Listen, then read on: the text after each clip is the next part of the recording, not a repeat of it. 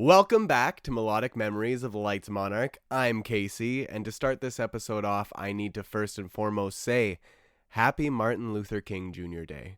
I know he goes without needing any introduction, any description. If you somehow don't know who he is, please take the time to look him up, because today we are observing the life and work of him.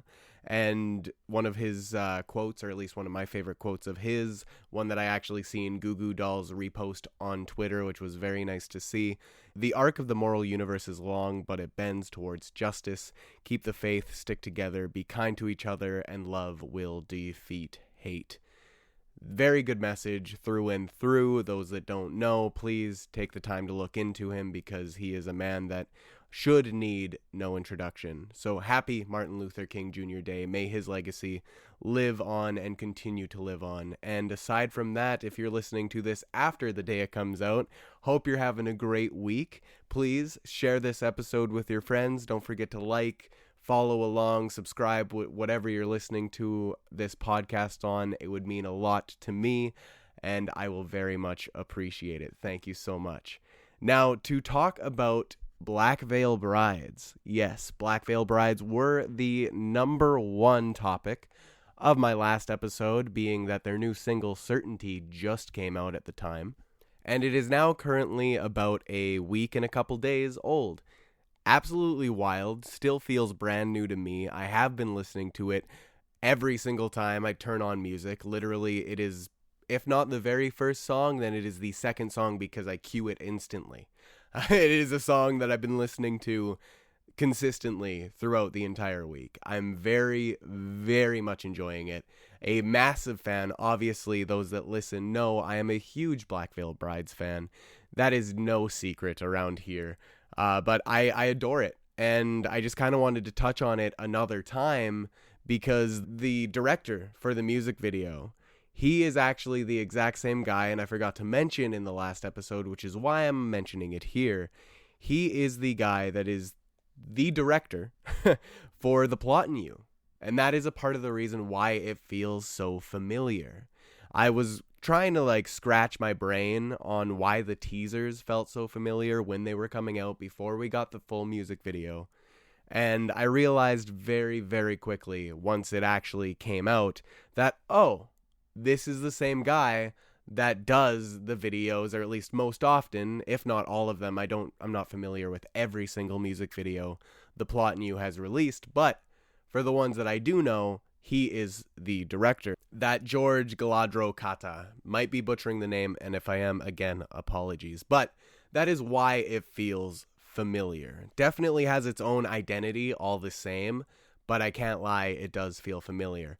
And speaking of the music video, I just kind of wanted to touch on this because, again, it has only been 11 days since it's been out at the time of recording.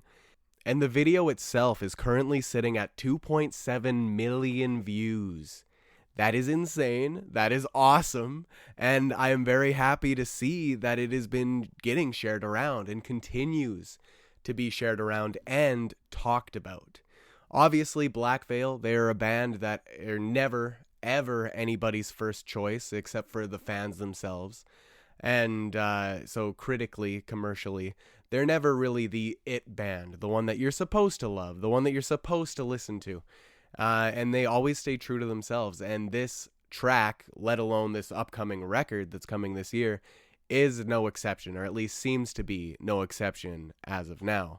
And I'm very excited for that. I love how genuine Black Veil is, how much effort they always put in, be it Andy or the rest of the band. They always put so much effort, time and time again, into the music that they create, these worlds that they build, even though this world isn't necessarily going to be the big sing-song kind of chorus-filled world as we've known from Black Veil's albums prior, but it is going to be a more quote-unquote aggressive record, if that makes any sense. And this was actually talked about just recently in the Rock Sound interview that he did, 7 of 30, I believe it was called.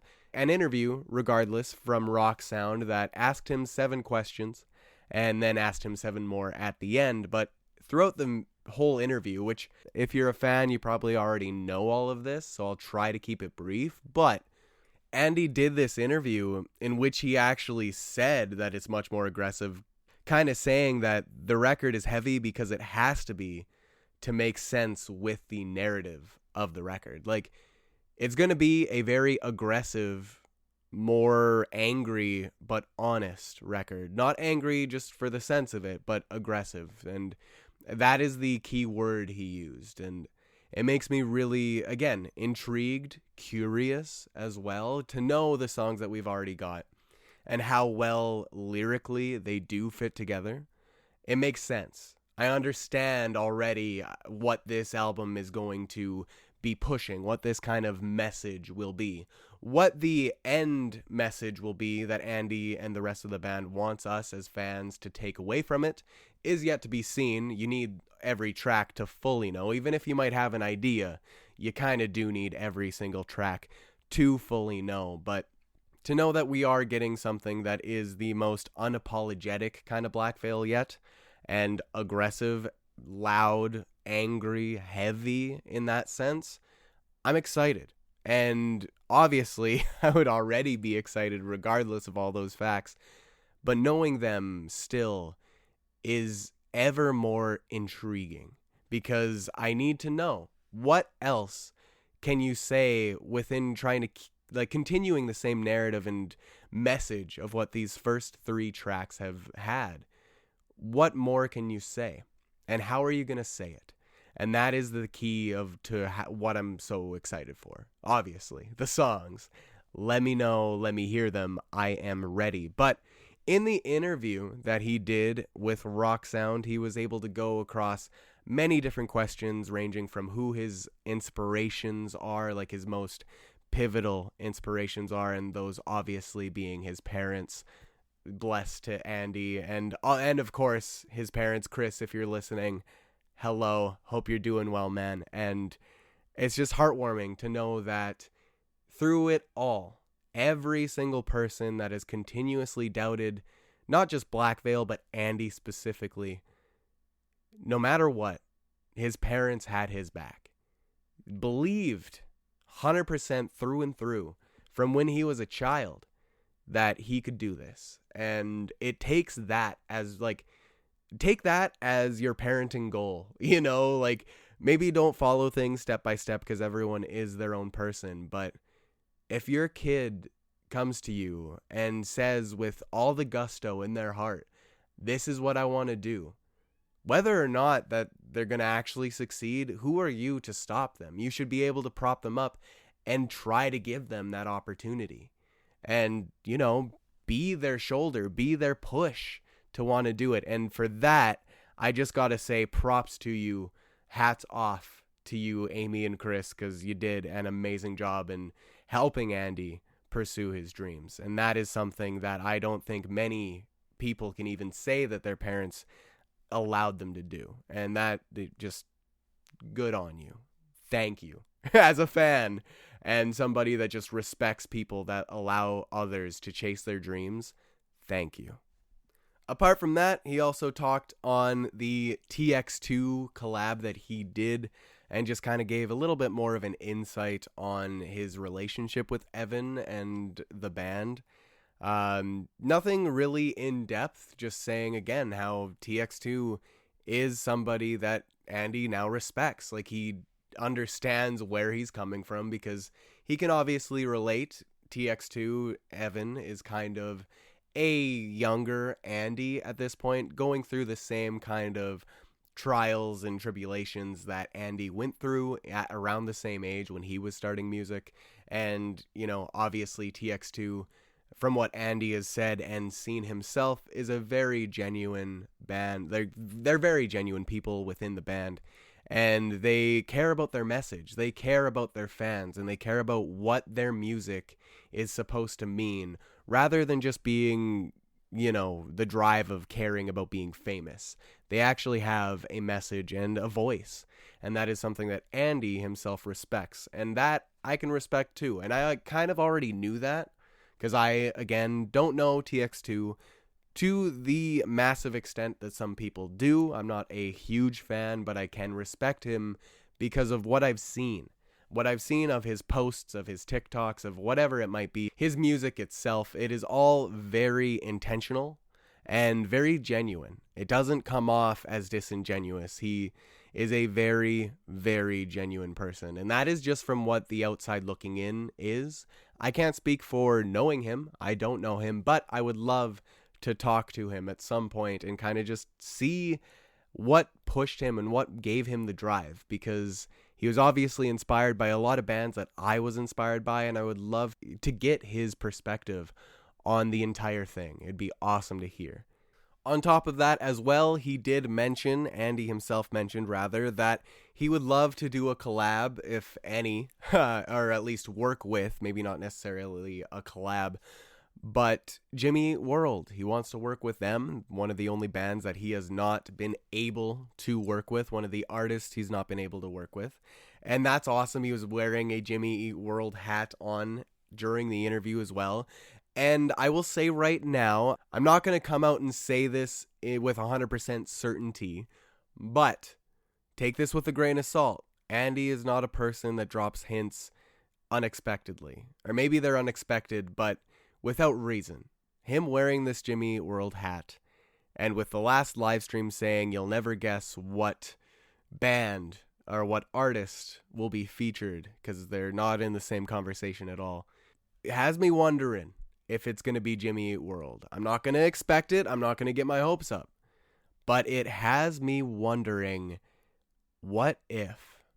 But that's besides the point. Again, completely just theorizing here, speculation. No words in stone yet. Nothing said for sure. But I wanted to put that out there because you never know. Andy, he is a creative, very creative person. And as he said, he would have, called himself a theater kid. But unfortunately, even the theater kids growing up didn't even want him to be one. So he was definitely a bit of a loner as a child, his words, of course. But just the way that it was. And luckily enough, he found himself, he found his own, and with the support of his wife, who is one of the most influential people alongside his parents to him, and the wedding day that he had was, of course, the most important day to him as a person. I would have to say that he is somebody that doesn't do things or say things without intention, so we will see what comes of all of that. But again, the Andy Bierzak 7 of 30 interview with Rock Sound, where he joined them to talk about the band's newest single, Certainty, and what the new era represents creatively and what still drives him as an artist today. That interview, it is out on YouTube. I kind of went over it briefly. I don't want to give away everything to do with it because I very much enjoyed watching it. And I believe if you're a fan, you should go check it out if you haven't. It is on Rock Sound's YouTube right now as we speak. So go check it out. Tell me what you think about it, and if there's anything specific that stands out to you. Also, a little bit of a backtrack. I know I'm kind of rambling here, but Black Veil Brides, in Andy's interview, he gave his top 7 songs. Like, if he was to only play, like if Black Veil were to only play 7 songs for the rest of their career, what would that 7-song set list be? And he gave us Knives and Pens, Bleeders, In the End, Lost It All, Legacy, Rebel Love Song, and their new single, Hallelujah. Not newest, but new single, Hallelujah. That was his 7-song set list that he picked for Black Veil, and I personally could not come up with one off the top of my head. I will try to and maybe post it on Twitter if anyone's interested, but I personally am interested in what your dream set list for Black Veil would be, just because I kind of thought about it in the moment. What would you want that 7-song set list to even look like? They have so many songs that mean so much to me that I don't personally know if I could even try to pick. It would take far too long to even begin to pick, but I would love to try to get like at least one song from every single album. And what that one song would be, I would probably kill myself in trying to decide, but that is preferably what I would want. Just give me one song from every album. I would be happy. What songs those would be, I'm not super sure, but Every album has amazing tracks on it, in my opinion. Yes, I am biased, but I would love to know what your dream 7-song set list from Black Veil would be. And also, a little fun fact, Andy has never really thought about his own funeral before. And that is probably a good thing, especially being that he, at one point, didn't really think he would make it much past, I believe, 30. There was a time when he was drinking very heavily, and I'm so happy that he is in a much, much better place now. I'm going to leave it at that, but yeah, let me know what 7-song set list would be your dream Black Veil set list in the comments below or on all of my socials at Lights Monarch. Now, to move on from Andy and Black Veil, I know I love talking about them, but I need to transition here onto 21 Pilots. Another band that I obviously love. I've talked about them all the time, honestly, to exhaustion at this point, but I am not the one that is exhausted. Hopefully you're not either if you are a fan. But 21 Pilots, they finally dropped the tickets and the debut trailer for their upcoming IMAX film, More Than We Ever Imagined. Obviously, it is a new film from 21 Pilots. I believe they've only ever had one other film in theaters before, and that was their live stream experience that came out around the time of Scaled and Icy, a little bit after. It was kind of their way to give to the fans, since touring was not an option during 2020, those times, you know. It was a rough time for the world, if you don't remember pandemic and whatnot, but they are releasing their More Than We Ever Imagined in IMAX and theaters worldwide, quote unquote. I'm not sure how worldwide it is. I'm sure everywhere is getting it to an extent, but it's not like citywide, you know. Worldwide still means you probably have to travel if you live in a smaller area like I do. But worldwide, quote unquote, starting February 26th. And tickets are on sale now if they are still available. Please go check it out. If you like 21 Pilots, it's going to be an amazing time. I personally did get myself tickets alongside two others, one for my buddy Noah and the other probably for Crystal if she's able to make it, because those are the two that I went to see 21 Pilots with for the Breach concert. And of course, I'm going to want to go see the Clancy World Tour More Than We Ever Imagined movie with them. I think that would be very fitting, and it'll be in Edmonton. Unfortunately, I do have to travel for it, but it's playing on Saturday. And on Saturday, I'm able to go there without missing work and without really messing up too much of anything that I have planned, except for the Sunday guitar lessons that I am doing. That one I might have to miss, but that's besides the point. 21 Pilots, new movie, coming out now, and the synopsis for the movie itself goes as: experience the electrifying concert film capturing 21 Pilots at a career-defining moment, their monumental Mexico City headline show, performing in front of 65,000 fans during the Clancy World Tour. Set against the vibrant pulse of one of the world's most iconic musical capitals, the film blends cinematic, high-energy performance footage with intimate, behind-the-scenes access, revealing the heart, humor, and humanity of the artists as they prepare for one of the biggest shows of their career.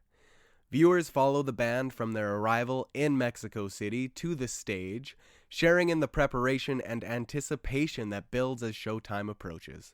Exclusive commentary from Tyler and Josh offer personal reflections on the journey that brought them to this historic stage and the deep connection with their fans who make it all possible. The film pulls audiences into the full spectacle of the night, sweeping aerials of the stadium, on-stage cameras, and crowd-level shots place viewers right at the center of the experience, seeing the show from every angle. The result is a thrilling, emotional celebration of music, community, and achievement, an unforgettable portrait of 21 Pilots performing a show that will echo through their legacy. An amazing synopsis of their upcoming film. I am very excited for it. Obviously, as a fan, I want that extra behind-the-scenes stuff. I love it when artists do that. I loved it when Taylor Swift did it. I loved it when Black Veil did it with their docu-series, Who Cares About Black Veil Brides? And now, obviously, with 21 Pilots with this film. I know this isn't the only time they've done behind-the-scenes things. They do have their little series on, I believe, Facebook and Twitter, like their socials, where they do the behind-the-scenes whenever they're on tour. But this is a way to have it just in the movie and for that specific show. Because, hell yeah, I love that that's a part of it. They didn't need to make that a part of it. It could have just been a concert movie, kind of like the Eras Tour movie was when it came out in theaters. But this has a little bit more meat and potatoes, if you will, with it for the fans, which, hell, they're going to be the ones going to see it. I doubt anyone that isn't a 21 Pilots fan will go and, spend their money on this. But I, being one, am going, as I mentioned, in Edmonton with my friends.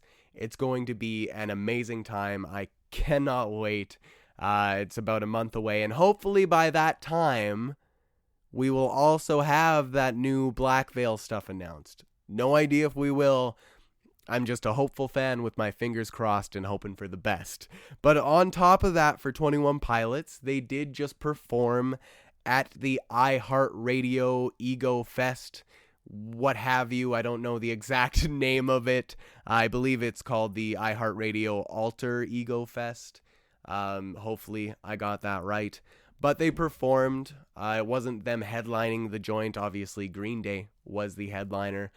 The whole actual set list of artists that were there was pretty impressive, alongside like Cage the Elephant and Green Day, and obviously a couple more. But the ones I want to focus on are 21 Pilots, and that being their set list. Now, their set list was honestly really good, and they performed their song City Walls in a different way. I don't know if anyone was able to see clips on Twitter or Facebook or whatever socials you use, TikTok probably, but they changed City Walls and played it right after Jumpsuit alongside the piano, and it was night and day different, like way different, surprisingly different. And I know 21 Pilots is known for doing stuff like that with all of their old songs, and I am actually shocked. I don't know why I'm so shocked either, because they've done it before with old songs, but I'm shocked that they did it with City Walls because it's so new. Maybe that's all it is, but I was like in awe, holy shit kind of moment of that, and it was very exciting. Now, to go on to the set list itself, it went as such: Overcompensate, The Contract, Shy Away, Heathens, Next Semester, Jumpsuit / City Walls, Drum Show, Raw Fear, Ride, Seven Nation Army, and Stressed Out to end off the set. Very good set list. I seen some clips. If you guys got to see it, let me know what you thought about it, because I'm very curious. Love to see 21 Pilots performing some more songs, and with the fact it was, I believe, Josh's very first performance as a dad. Awesome. I know that doesn't change a whole lot when it comes to the music, but as Tyler said, there's going to be a little bit more of more heart behind those drum beats. So being that Josh is now a father, that was his very first show, and they've got more music coming on the way. No specific date, nothing in the works yet, but obviously they are a band. They're not going to ever stop. They're just taking the little moment of hiatus, whatever, what have you. But respect to them. Awesome that they were able to do that performance and have a great time in doing it. And it's lovely to see them back. I'm excited for February. And on top of all of that, I can't say anything else but just pure excitement of, hell yes, there is already some amazing things happening this year. Absolutely love it. On top of 21 Pilots, Black Veil, all of it, like, it's awesome, and I'm here for it. I cannot wait till Black Veil releases something new. Now, to move on past Black Veil and 21 Pilots, I need to talk on J. Cole. I don't really talk about him ever. I don't know if I've ever really talked about him, aside from when Kendrick and Drake were doing their beef and him kind of being roped into that because he didn't know what he was getting into until it was a little too late. But J. Cole, he is releasing a new album in February 6th to be exact, and that album is going to be called The Fall Off. Now, the reason I want to touch on this in particular is because I personally do quite enjoy J. Cole. I'm not the biggest fan by any means. I don't know all of his music at all. I'm not even going to pretend to know all of his music. But the music that I do know and the albums that I have heard, I do quite enjoy. He's one of the rappers that I very much respect, just the same as, like, I'm sure the majority of the rap world does. And I know he kind of lost a little bit of respect from people when that whole Kendrick and Drake beef was going on, from standing down instead of fighting, but he wasn't really ready to fight. He wasn't in that fight, and I respected him because he realized, hey, this is probably going to get messy, let's not. But I understand from the outside looking in, it doesn't look very cool, if that, for lack of a better term. But the reason why I wanted to touch on this is because, again, brand new album, February 6th. Very exciting because we haven't really seen a full length from J. Cole in a while, I don't believe anyways. I know he released that Might Delete Later, but again, that wasn't really an album, more of an EP. But this he apparently has been working on for the past 10 years, and he released one song from it already. Didn't give out the name of it, but it was called The Fall Off Disc 2, Track 2. And in saying that, very curious and intrigued to think this might be a long album. One that, obviously has been worked on for a long time, just as he went off to say. And in starting said video for said song, he started the video with a brief paragraph saying, "For the past 10 years, this album has been handcrafted with one intention, a personal challenge to myself to create my best work. To do on my last what I was unable to do on my first. I had no way of knowing how much time, focus, and energy it would eventually take to achieve this. But, despite the countless challenges along the way, I knew in my heart I would one day get to the finish line. I owed it first and foremost to myself, and secondly, I owed it to hip-hop. The Fall Off, J. Cole." Now, I wanted to read that out because to me, I know it can be taken in many different ways, but to me personally, I'm reading that with the sense, or at least, or with the feeling that this very well might be the proper fall off, quote unquote. This very well might be J. Cole's final album. And maybe I'm wrong in saying this, but it is what I took from it. And if it is his kind of masterpiece, his magnum opus that took him 10 years, over the past 10 years anyways, of, hard work of working on this album while still being an artist and while still releasing things. It's not like he was just working on this and no one's seen him for 10 years. He's been doing things since. And to kind of capture a full 10-year, a full decade of time in music, it's going to be very interesting. And I'm very intrigued because J. Cole is a very, very, very good poet, a very good wordsmith. And I am very excited to see, and most importantly, hear what he has to say and what his rhymes are going to be. So curious. And me being delusional, an NF collab perhaps, please? I know that one isn't probably isn't going to happen, rather, but very cool. New J. Cole around the corner, literally next month. Also, on top of that, Noah Kahan, The Great Divide, properly teased. He gave us a glimpse into the new song, shared on socials. I don't know if it's his socials exactly, but I seen Pop Bass tweet it themselves. And I personally follow him on TikTok, his secret account, and have heard the track, not in full by any means. God, no, not in full. But I have heard the teaser. I'm very excited. New Noah Kahan, new song coming out, while also a brand new album coming out sometime this year too.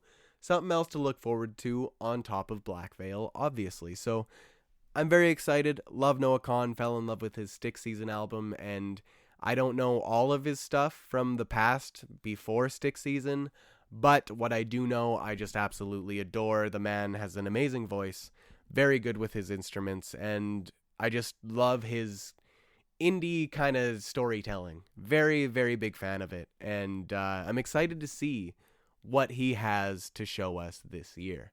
Now, to move on a little bit, not completely about music, but to kind of sidestep into a movie, Laika,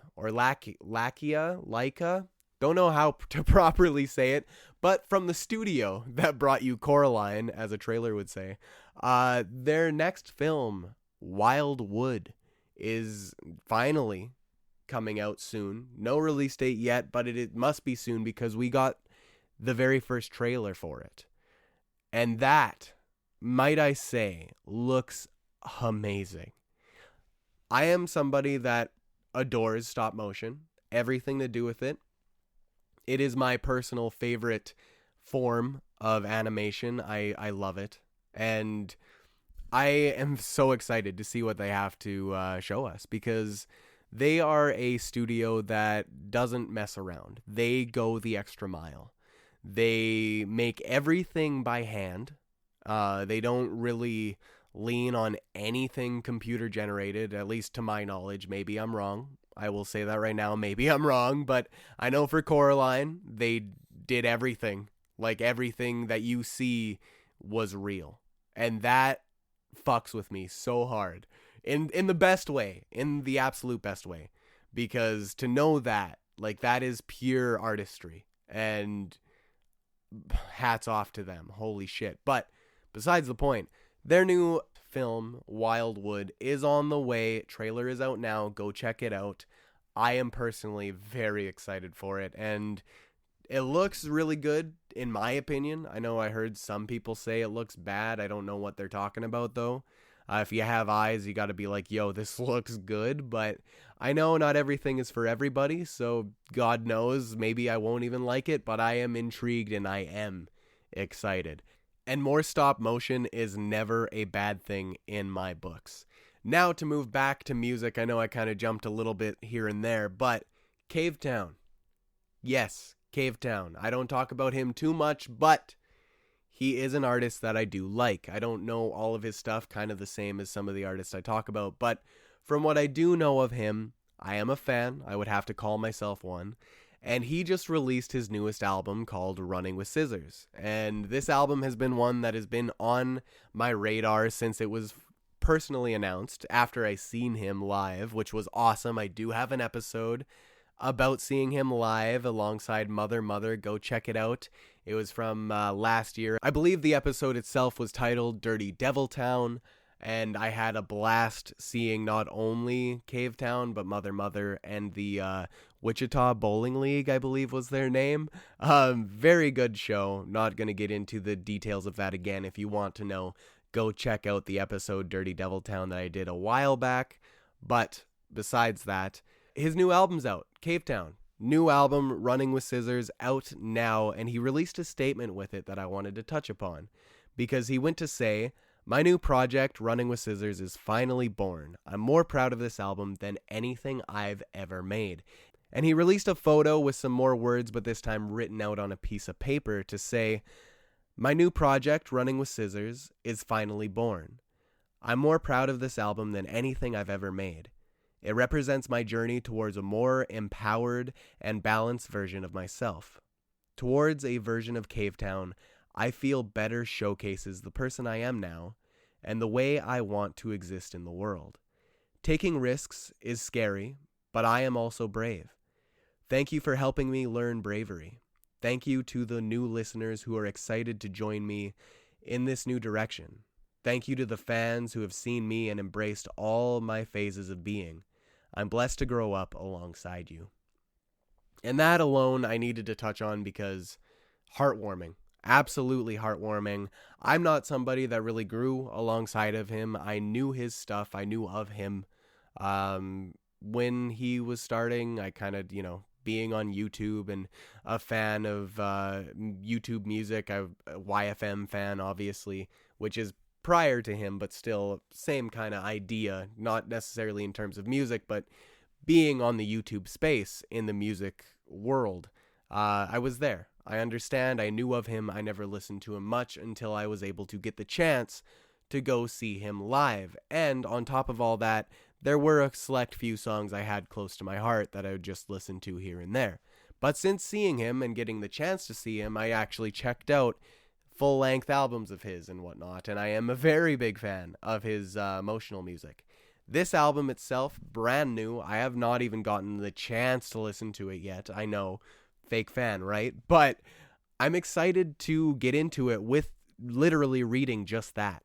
I've listened to some of the singles, and I can say for that, they were very good. And I don't think this album will disappoint in the slightest. But being it came out a few days ago, I'm very excited to get into it. And the actual track listing, I should actually go through it here, goes as Skip, Cryptid, Rainbow Gal, Baby Spoon, NPC, Reaper, Straight Through My Head, Do It, Tarmac, No Bark, No Bite, Micah, Sailboat, First Time, and Running with Scissors. Also, Sailboat with Chloe Moriondo. Hopefully I didn't butcher that. But that was one of the singles as well. Have not heard that one yet. I believe the only one I've properly heard is Baby Spoon. Maybe one of the other ones, but I don't remember which one it was. Besides the point, though. New Cave Town. Hell yes. Very intrigued. Love the heartwarming message that he released alongside it. And all I gotta say, props to him. Hope it's amazing. And I'm excited to properly sink my teeth into some new Cave Town. Because after Worm Food, this one should be pretty fucking great, eh? But to move on past Cave Town, Illenium. Yeah, Illenium. Not even in the same genre, same world as Cave Town, but Illenium unveiled the track list for his upcoming album. And the features on it, my God, I'm excited. It's called Odyssey, the album itself. It comes out, I believe, next month as well. The actual release date, I'll see if I can find it here. It says February 5th, 2026. So yes, next month, one day before J. Cole's newest release, The Fall Off, Illenium Odyssey. It is coming out February 5th. The track list and features, of course, I will read them now because, oh my God, I am so excited for this. I loved his last release. I wasn't really someone that knew much of Illenium at all until the last album he released. I knew some of his songs, but just because they were with artists that I liked. But now that I actually follow him and am keeping up with his releases, granted, I haven't been listening to every single because I don't like doing that. I like to wait for the album, so when this album comes out, I will know more of the songs than I already do. I know maybe 3 of these. But it goes Odyssey, Into the Dark featuring Mako, or Mako, Forever featuring Tom Greenan and Alna, With Your Love featuring Ryan Tedder, Feels Like You featuring Ellie Duha, In My Arms with Hayla, Don't Want Your Love with Ellie Goulding, Slave to the Rhythm with Bring Me the Horizon, okay, War with Low Spirit, I'll Come Runnin', Zed's Dead and Mako, Take Me Back with Dean Lewis, Love is a Chemical with Lauren Alania, Feel Alive with Bastille and Dabin, Monster with Emmy, Refuge with Norma Jean Martin, Not Ordinary with Kid Cudi, or Cutie, however you say it, Paris, To the Moon with Alok, or Alok, and You're Alive with Wild. Again, apologies for butchering probably half of the names in there, but holy shit, what a track list. With Bring Me the Horizon, Ellie Goulding, Low Spirit, I know, we'll wait and see what the album actually is and what it sounds like and everything else, but I'm excited. I am very curious and very excited to see where all of these songs are going to take Illenium in this new project. Very, very excited. Now, as I wrap up here, I wanted to touch on Taylor Swift. She became the very first artist in Spotify history to have 5 albums surpass 10 billion streams each, being Lover at 13.9 billion, Midnights at 11.7 billion, Folklore at 11.3 billion, Reputation at 10.5 billion, and 1989 at 10 billion, while also, just a side note, Out of the Woods turned 10 this month, which is wild. Very good song, has an amazing bridge in it. If you don't know, you don't know. If you know, you know. Amazing. Go check out Out of the Woods if you haven't heard it somehow at this point. But Taylor Swift, again, hats off to her. She's an amazing artist. She's very, very powerful woman. I know that this new album herself, The Life of a Showgirl, didn't really click with me, and that is fine, but I can't discredit this. It is absolutely insane that she is the very first artist in history, at least for Spotify, to surpass those milestones with 5 albums, 10 billion streams each. Nuts. But hats off to her. And also hats off to Nuge. Ryan Nugent-Hopkins. Yes, he is a hockey player. Yes, he has nothing to do with music in the slightest, but I am a huge Oilers fan. And he is my favorite Oiler. He's literally the heart of the team. He's been a part of the team since I've been really watching the Oilers, which is probably the biggest reason. I believe he was number 1 draft pick that year in 2011. Love him. Love him to bits. I know I don't know him, but as much as someone can love a professional athlete, I do adore Ryan Nugent-Hopkins. And he, as I was saying, hats off to him, he just played his 1,000th game as an Oiler. 1,000th game in the NHL, and they've all been as an Edmonton Oiler, which is awesome.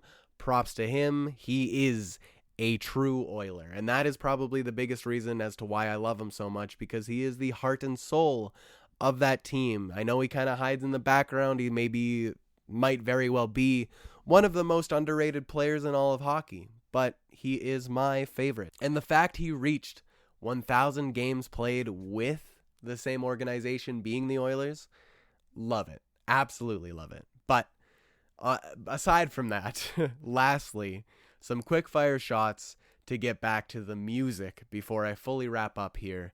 I wanted to touch on some anniversaries of songs, people, albums, starting with Panic at the Disco, Death of a Bachelor. It just turned 10 years old.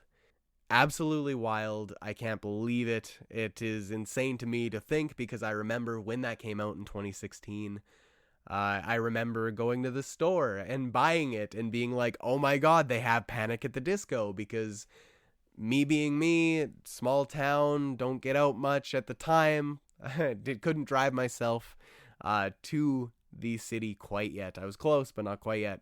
I was able to buy the CD, and I was shocked that they had it. And I remember listening to Hallelujah for the very first time from Panic and just loving it, and then Death of a Bachelor, of course, and every single from that album was really good, even Victorious and Don't Threaten Me with a Good Time. And I believe LA Devotee was another one, because it had the kid from Stranger Things in it, I believe Noah Schnapp, but that was a very good one, very good album. I love it. It isn't even close to being my favorite Panic album, but I have such great memories of it.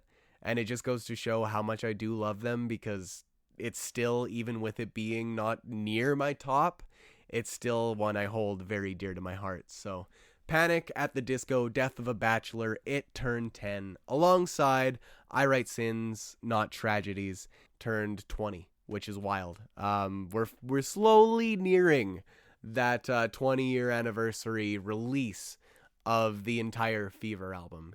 Cannot wait. Also, Fall Out Boy with Mania, that turned 8. I remember pre-ordering that album on vinyl. I remember Crank That Frank painting himself purple. Many people might not know who the hell that is, but the real ones know. The repressed emos know. Crank That Frank painted himself purple. Yeah, I can't believe Mania is turning 8. I remember when the actual single, the first single, came out for that, Young and Menace. What a divisive single that was. But I remember sitting in the mezzanine area of the school that I was at, because I was still in, I believe, high school. And I remember sitting there listening to it on the Chromebook for the very first time and just being like, whoa, this is Fall Out Boy? Wait, who? Are you sure this is Fall Out Boy? Like, I was shocked, absolutely shocked. But that turned 8 years old. Mania itself, the album, turned 8. Crazy. Manic by Halsey, love that album as well. I've been listening to it quite a lot recently even, not sure why, but it's just speaking to me. It's a great album. It turned 6, love it. And then Jim Carrey, he turned 64. He's my favorite actor. Nuts that he's getting that old. He looks it though, so you can't really say he's not. But happy birthday, Jim Carrey. And Hikaru Utada, an artist I personally adore, the Kingdom Hearts girl as most know her. She is the one that does every single Kingdom Hearts introduction song for 1, 2, and 3, as well as just being a badass artist all on her own. She turned 43 years old, while her song, Face Your Fears, turned 7, and that one was with Skrillex. Absolutely wild. She's getting old too, but she still doesn't look a day over, like, I gotta say 30. Like, honestly, 26. She's beautiful. She is an eternal beauty, but I digress. Happy 43rd birthday, Hikaru Utada. And Winnie the Pooh turns 100 this year. I might have mentioned that before, maybe not.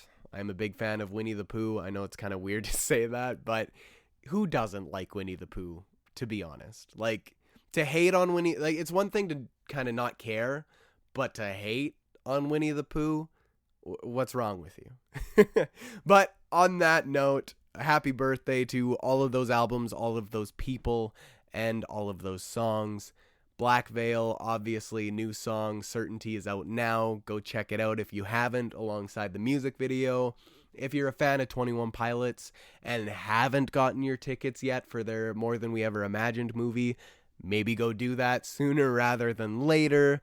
And absolutely wild to think that Cavetown's new album is finally out, and that Illenium is releasing his new album very soon alongside J. Cole, and we very well might have some new Noah Kahan to listen to very, very soon.